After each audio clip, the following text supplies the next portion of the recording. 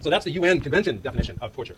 And as you'll see, I think it's a little broader than the criminal statute that was enacted to implement it. This is a quote from 18 U.S.C. Section 2340. Again, I'm drawing from the memo that was written in the Justice Department to guide Attorney General Gonzalez, I guess White House Counsel Gonzalez at the time. So there's the UN Convention. That convention requires us to make it a crime to torture. This is enacted by 18 U.S.C. Section 2340. And torture there is defined as an act committed by a person acting under the color of law, specifically intended to inflict severe physical or mental pain or suffering, other than pain or suffering incidental to lawful sanctions, upon another person within his custody or physical control. So a couple things to notice about this. This is not a general crime against torturing somebody. You have to be a government, you have to be acting under color of law. This is basically a statute that makes it a crime to torture in an official capacity. You don't torture any private citizens for private reasons either, because there's plenty of state laws that would make that a crime. But this federal law involves official torture. You notice the language specifically intended. As we'll see in a minute, that generally is legal language for you have to have a purpose to carry that out. And that is, when we talk about in criminal law mens rea, what kind of guilty mind or culpability does a person have to have in order to be guilty of a crime? Usually we identify a range of culpabilities that include whether somebody had a purpose to do it, and that's clearly usually culpable. But what if they might have known that they were going to do that, but not necessarily have a purpose, sort of accept the outcome. Let's say, imagine somebody wants to blow up a competitor's prototype electric car and would prefer not to kill anyone, but the only chance to do it is at an exhibit when somebody's driving it and they blow it up, knowing that the driver is almost certain to be killed, but hoping maybe that they get thrown clear and they certainly have the purpose of killing him. That would be knowledge. Recklessness is also often defined as a culpable level of mental state if you are aware of a substantial and unjustifiable risk that a bad thing might happen. So this is just to suggest that there's a range of ways that people can be mentally culpable or guilty of a crime. And what you see here is that this is setting at a very high level. You've got to actually, it's presumably more than just know that you're inflicting severe physical or mental pain. You've got to actually have that as your purpose. The statute also defines severe mental pain because that might be harder to cabin in a precise legal way than physical pain. And so the statute actually goes on to provide some more guidance. Severe mental pain involves, quote, prolonged mental harm that's caused by or resulting from any of these four conditions here: an intentional infliction of severe physical pain or suffering, the administration of mind-altering substances, the threat of imminent death, or the threat that somebody else will suffer imminent death. Notice also that, parenthetically, in the statute, if specific intent to cause severe physical or mental pain, it still is a torture if it's incidental to lawful sanctions. And it's pretty clear why that clause was written. That clause was written to protect states engaged in executing people, in which it could easily be argued they were engaged, or potentially could be argued that they're engaged in inflicting certainly severe mental pain, if not severe physical pain. And this would exempt that directly because it would be considered incidental to lawful sanctions. But here's an important point. Incidental doesn't just mean that you get to do whatever you want to do and call it lawful punishment, right? You've got to show that this is sort of directly required by the lawful punishment you're doing. It's incidental to it. It's not an opportunity to do something extra. It has to be, when we say something's incidental, what we're saying is that it's intrinsic to it. So the point here is that if you're imprisoning people, and your imprisoning of them is causing extreme severe physical or mental pain, unless you can show that that's incidental to their, it's kind of intrinsic to their punishment, to their imprisonment, you may, in fact, have a problem, right? It looks like it's extraneous to that lawful sanction, then it might be torture. Now, this infamous torture memo, actually there were several of them, perhaps the most widely criticized is the August 1st, 2002 memo that was written by now Judge Jay Bybee, I believe with the assistance of my colleague John Yoo, to White House Counsel Gonzalez. And here they were criticized quite roundly, but not necessarily fairly, for parsing, as lawyers are wont to do, the meaning of that phrase in the federal statute, severe physical pain. Now, how do we know what severe physical pain means? I suppose you know it when you feel it, but how do we define it in the law? Well, what the lawyerly memo argues is you can look at other places in the federal law that the term severe physical pain is used and try to import that meaning to this ambiguous statute. Now, that may seem like trivializing torture, but it's a lawyerly technique to look and see how a word is used in one setting and at least provisionally try and see if that would fit or be apt. And so what the memo does then is look at some other sections of federal law, in particular some essentially federal health insurance regulations that essentially regulate when emergency medical care is necessary. And those statutes actually tie emergency medical care to severe physical pain. And this is what those statutes, this is quoting from the memo. Although these statutes address a substantially different subject from Section 2340, they are nonetheless helpful for understanding what constitutes severe physical pain. They treat severe pain as an indicator of ailments that are likely to result in permanent impairment of a significant bodily function.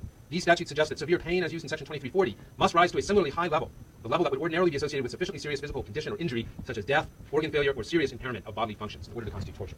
So here's the point. There's a lot of pain involved in being a human being. There's a lot of pain you can feel, from a headache to the kind of pain that one of my colleagues told me they were feeling the other day and went to the hospital for what may have been a kidney stone. They described it as the most severe pain he ever felt in his life. But nonetheless, it took him a couple hours of that pain to decide he had to go to the emergency room. So a lot of us wonder how much pain is a severe pain here. They're trying to set an objective standard for that. And they're saying it's the kind of pain you associate with one of your organs shutting down. Let's say an intestinal blockage or a kidney stone can be like that, I suppose. A heart attack or serious impairment of bodily functions or death itself. Now, people have pointed out there's actually plenty of ways to die from organ failure that aren't painful.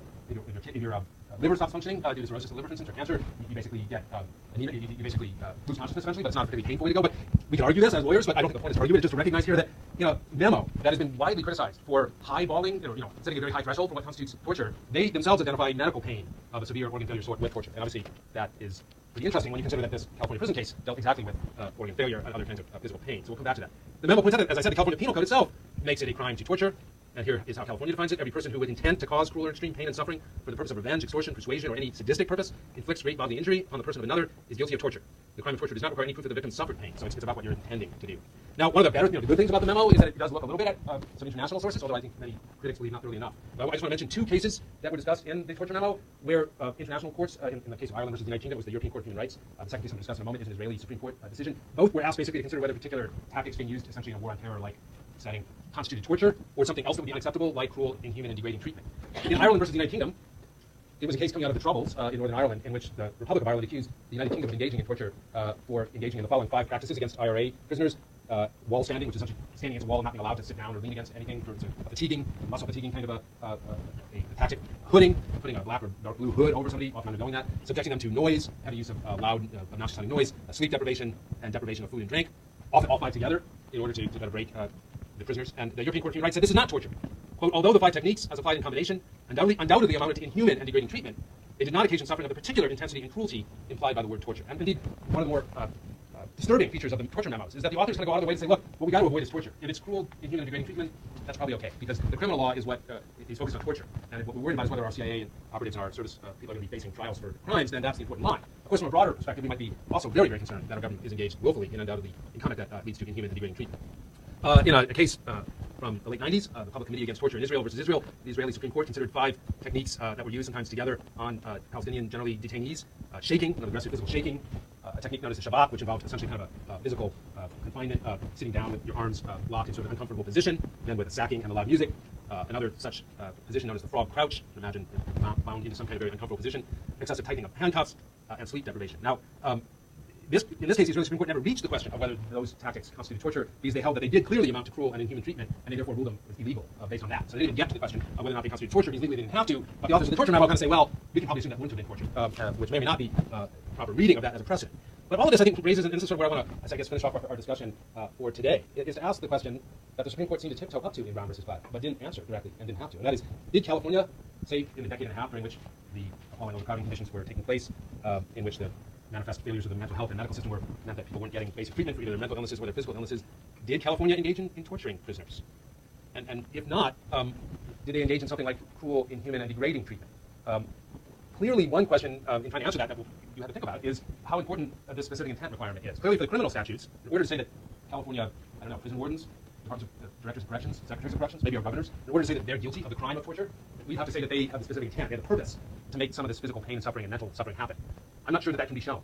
What the courts found is that they were deliberately indifferent, that they had plenty of evidence that this was happening, that they opened prisons without any psychiatric care available, knowing that people would be brought there who needed mental treatment for mental illness. They were widely aware of the physical illness problems and the failures of the medical system, and they were, in the words of the courts, both in the Coleman case and the Flata case, deliberately indifferent. Which you could say is, if you think about this kind of a contradiction, how can you be deliberately indifferent about something? But what in a sense is saying is, you know about something, you may or may not want it to happen, but you tolerate it, right? So imagine that suddenly my now 15-year-old daughter is 18 and selling drugs out of our house, and I become aware of that. At some point, I certainly could be charged with a crime of, and the question could be asked whether I'm an accomplice in her drug sales. And actually, if you come to law school, you see that that gets to a very complicated question as to whether my knowledge of her activities is the same as having the purpose of advancing them. But the point is, deliberate indifference is a very high level of culpability, if you will. And I just want to put a little bit of flesh on the bones of this. Let me skip over these slides. We'll talk about them tomorrow on Thursday. So now I just want to turn for a moment to some of the material in the Brown versus Plata that builds to this, that the court may have had on its mind as it was thinking about the word torture.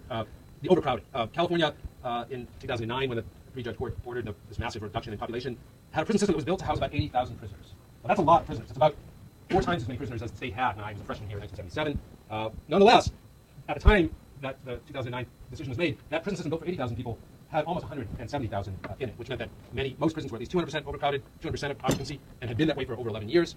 And I think you have to really grapple with these pictures. One of the powerful things about the case now is that these are the pictures you see if you Google image California prisoners.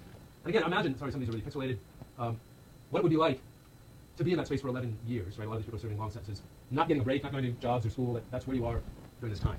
In 2006, Governor Schwarzenegger, right, who was the defendant in Plata versus Schwarzenegger until the end of his term, but in 2006 he declared himself a state of emergency in the prisons, describing it as, quote, immediate action is necessary to prevent death and harm caused by California's severe prison overcrowding. The consequences of overcrowding identified by the governor included increased substantial risk for transmission of infectious disease and a suicide rate approaching an average of 1 per week. That was the governor's view of the situation. Clearly, one of the images that most upset the court, and we talked about it a number of times, were these dry cells that were used to hold seriously psychotic prisoners to prevent their suicide. Again, this is from the Brown versus Plata opinion. Because of a shortage of treatment beds, suicidal inmates may be held for prolonged periods in telephone booth-sized cages without toilets. A psychiatric expert reported observing an inmate who had been held in such a cage for nearly 24 hours, standing a pool of his own urine, unresponsive and nearly catatonic. This goes to the sort of mental pain or mental harm. Wait times for mental health care range as high as 12 months. Right, so you might be in and out of one of those cages for 12 months waiting to get to a proper treatment bed. In 2006, the suicide rate in California prisons was nearly 80% higher than the national average, and 72% of those involved cases where an expert assessed that it easily could have been prevented. Here's the physical illness side of this, and the court sort of brought together three of the more egregious examples of literally scores that are in the underlying Plata record. And here's three of the ones that we've talked about some of these. A prisoner with severe abdominal pain died after a 5-week delay and referral to a specialist. A prisoner with constant and extreme chest pain died after an 8-hour delay and evaluation by a doctor.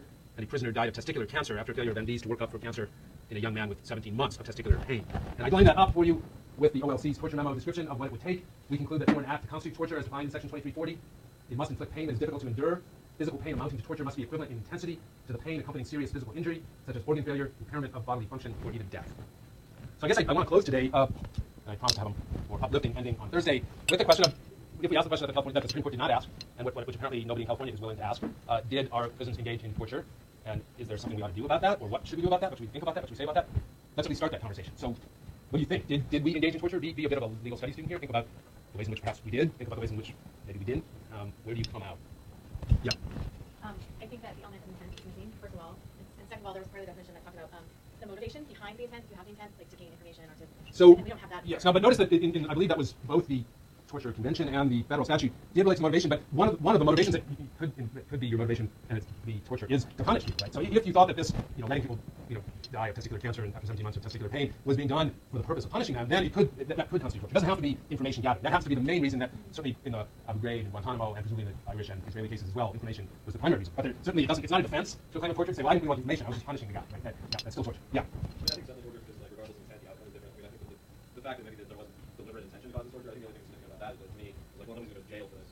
When it's it's so egregious that it's almost you feel like somebody sort of should.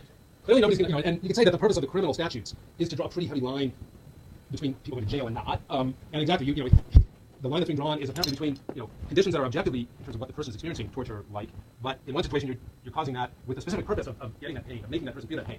In the other case, you know that that's happening, right? Let's say you're the warden of one of these prisons, or you're a secretary of corrections, and you're reading these reports, and you're seeing, especially when none of these lawsuits went on for over a decade, so you're reading the complaints, even if your people were hiding from you the truth, you're now reading the complaints coming from the lawyers, etc. Years of court cases are going by, you're seeing this happen. In the meantime, you're sending people into these bad beds, like you saw, into these super overcrowded prisons, knowing that should something happen to one of them, should they develop something acute like appendicitis, for instance, and that can happen to any of us, that there's a very good chance that they'll suffer excruciating pain or even die before they can get treatment because of those conditions, right? And I think, objectively speaking, we have to say that is what went on to some extent. That is, lots of people that we might sit next to in church or synagogue or in our mosque and think of as good people, and we think of themselves as good people, went to work, processing people into the system, knowing that was happening, not thinking of themselves as people who would ever come up to somebody with a super hot pincer and try to torture them or pull out their fingernails, and yet processing people through. So it is, I think jail is definitely not in the cards, but maybe what's disturbing is that we don't seem to even be having a discussion about whether it's something really bad happened. Yeah. They're already being punished by way of being in prison. So I think pretty much they're I guess in terms of torture, I guess we talk about more the cruel and unusual punishment. They're being punished cruel and unusual to not give them care and let people die when that's not what they're not there to protect, they're there to serve sentence. And I think also that it allows people, I guess, morally a way to say, no, it's okay because they're prisoners. I mean, imagine as a thought experiment that you deliberately gave somebody tuberculosis as a punishment and then put them in a cell and just let TB take its course, right? Would that constitute torture or cruel, unusual, inhuman, degrading punishment? And so the difference here is that we put people in a situation where we knew some of them would essentially develop conditions like tuberculosis and then suffer very extreme kinds of pain as well as the chance of death or great bodily harm. We knew it would happen. We didn't want it to happen. Is that maybe the way to put it? It wasn't our intent for it to happen, but we knew it was going to happen. And it is not something that we embrace as the punishment we were delivering. We insist that the punishment is just the deprivation of liberty. But I suppose what we do, and this is really the gravamen of the dissent in this case, what we do say is we want to be protected from these people. And in order to protect us, California has put an awful lot of people in prison and not let them out. And when you do that enough, you're going to end up with conditions like this, right? So behind this is less a justification of we affirm this because we want to punish people in this way. What there is, I think, is a sense that we're prepared to live with this, knowing this is being done in our name.